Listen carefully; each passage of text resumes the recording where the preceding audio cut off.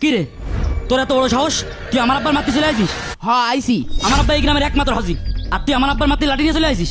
কিরে মাহমুদ, বিষয়টা কি? তোর ছেলে আমার মারার জন্য লাঠি নিয়ে বাড়ি পরে চলে আসলো, তুইও সাথে। আমি তো কিছু বুঝতে পারছি না। তা বুঝবা কেন?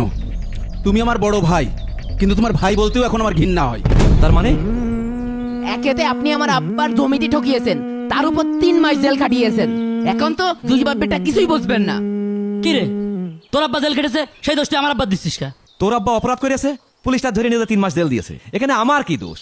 বর্ষা, সামান্য জমি নিয়ে আপনি তো নিচে নামতে পারেন, আমি কোনোদিন ভাবতেও পারিনি। সব নাটের গুরু হচ্ছে আপনারা এই দুই বাপ বেটা। কিছুই আপনাকে এখন মনে পড়ছে না? না 3 মাস আগের কথা মনে করে দেখেন তো। আব্বা, তুমি বুঝতে পারছো না কি জন্য তোমার বড় ভাই তোমার ঠকাচ্ছে। এখন তুমি ইনসাফের জন্য সবার দরবারে গেছো, কেউ তোমার উপকার করেনি। এখন তো জাতেই হবে থানায়। ঠকাচ্ছে সবই তো বুঝছি, কিন্তু তোর চাচা তো আমার মারপেটের ভাই, ভাইয়ের নামে কি কেস করা যায়? আব্বা, এখন তুমি বাইসে আসো। তুমি যদি জমি জমা ঠিকভাবে না বুঝোই দাও, তাহলে তুমি মরে গেলে বড় চাচা তো আমার মেরেই ফেল দেবে না।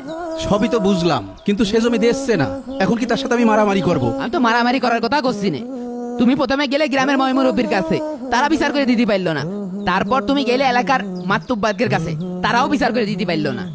এখন আত্মীয় স্বজনকে দেখলে তারাও বিচার করে দিতে পারলো না, তারাও ইনসাফ করতে পারলো না। এখন একমাত্র থানা আছে, পুলিশ আছে, তাদের কাছে যাই বিচার চাইতে হবে। তুমি আর কথা বাড়িও না, চলো আব্বা, চলো চলো। শোনো আব্বা, থানায় যায়নি একটা জিডি করলি চাচা সুসুর করে জমি দিয়ে দেবে না। এই দাঁড়ান, আপনার নাম মাহমুদ না? জি, আমার নাম মাহমুদ। আপনার নামে ওয়ারেন্ট জারি হয়েছে। কিসের ওয়ারেন্ট? হ্যাঁ, কাজ হয়েস। এইবার মজা টের বাবা, আমার বাপের ভুয়া হাজি কওয়া। আপনাদেরকে থানায় যেতে হবে। আমার আব্বা এই গ্রামের তা বাইরেই যায় না, চাষবাস করে আর বাড়ি থাকে আর নামাজ কালাম পড়ে। তা আমার আব্বার নামে কিটা অভিযোগ করবে? এটা তো থানা না যে আপনার সব কথার উত্তর দিব।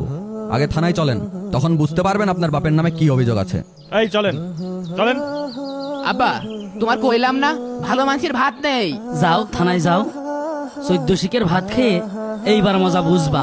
এই দেখো, দেখেছো তোমার নামে কিটা কেস কই দিয়েছে। যাই আপনার কাছে খবরটা দিয়ে আসি।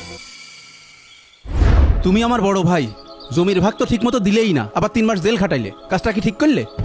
আমি যা করেছি একদম ঠিক কাজ করেছি। এই আমি কি অন্যায় কাজ করেছি রে? আব্বা রেখে গেছে 50 শতক জমি, আমি 25 শতক নিছি, তোর 25 শতক দিছি, এখানে অন্যায়টা কোনে?